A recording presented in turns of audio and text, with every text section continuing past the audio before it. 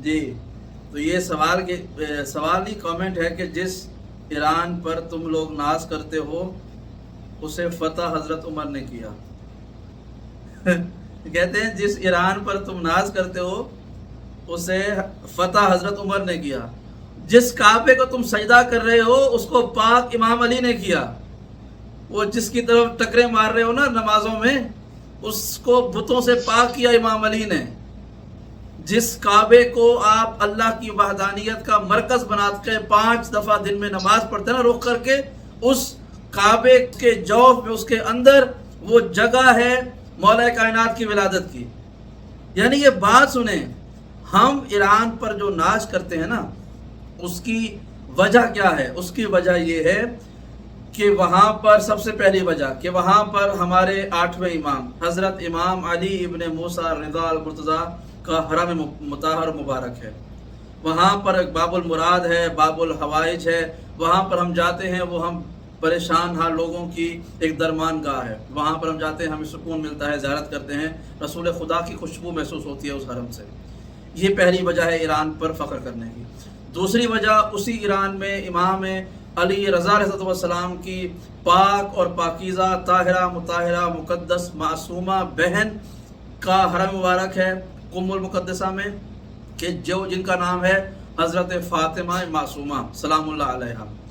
یہ ہے دوسری، اور اس کے علاوہ بہت سارے ایسے نیک افراد کے جو ائمہ کی اولاد میں سے ہیں، ان کے وہاں پر حرم ہیں، قبور ہیں، جن کی ہم زیارت کے لیے جاتے ہیں اور ان کو ہم سلام پیش کرتے ہیں۔ پھر اس کے بعد ایران پر فخر کرنے کا ایک سبب یہ ہے کہ وہاں کی اکثریت آبادی جو ہے وہ موالیان حیدر کرار کی ہے، وہ امام علی کو خلیفہ بلا فصل مانتے ہیں، وہ امام علی کو اپنا آقا، رہبر، رہنما، پیشوا مانتے ہیں، اس لیے ہمیں ان عوام سے بھی محبت ہے۔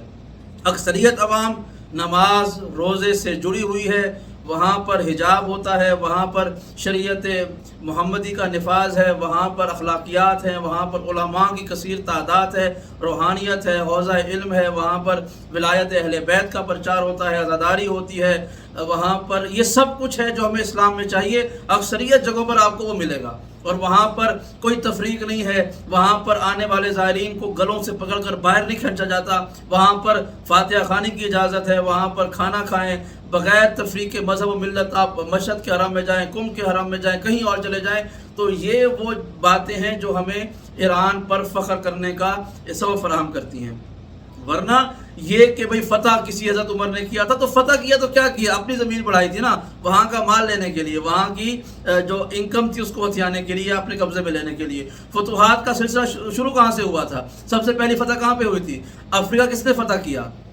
مصر کس نے فتح کیا؟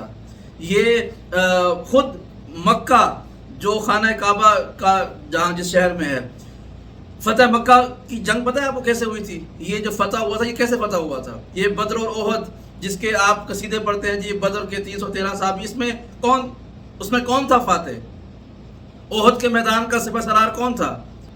اس کے بعد خندق کا، خیبر کا، ان جگہوں کا کون فاتح تھا؟ کس نے اسلام کو بچایا؟ ایک زمین کا ٹکڑا فتح کرنے والے کے لیے آپ 1400 سال کے بعد بھی ہمیں یہ لکھ کے بھیج رہے ہیں کہ بھی آپ فخر کرتے ہیں، فلاں کرتے ہیں۔